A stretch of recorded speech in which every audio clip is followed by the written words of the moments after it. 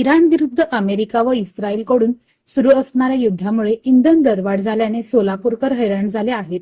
सोलापूर शहर व ग्रामीण भागात पेट्रोल व डिझेलच्या दरात तब्बल 3 रुपये 14 पैशांची वाढ झाली आहे. दरवाढीचा झटका बसत असला तरी सोलापूरकर देशासाठी कमीच वापरणार आहेत.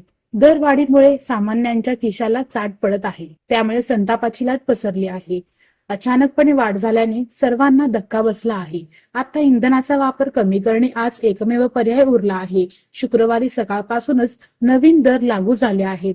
पेट्रोल पंपावर आल्यानंतर दरवाढ झाल्याचे वाहन चालकांना समजले. आंतरराष्ट्रीय परिस्थितीमुळे कच्च्या तेलाचा किमती वाढल्याने इंधन दरात वाढ झाली आहे. त्यामुळे अनेकांनी वाहन कमी वापरण्याचा निर्णय घेतला आहे. राष्ट्रहितासाठी इंधनाची बचत करावी असे आवाहन पंतप्रधान नरेंद्र मोदी यांनी केले आहे. त्यास सोलापूरकरांनी भरघोसपणे प्रतिसाद दिला आहे. इंधनाचे दर याप्रमाणे आहेत.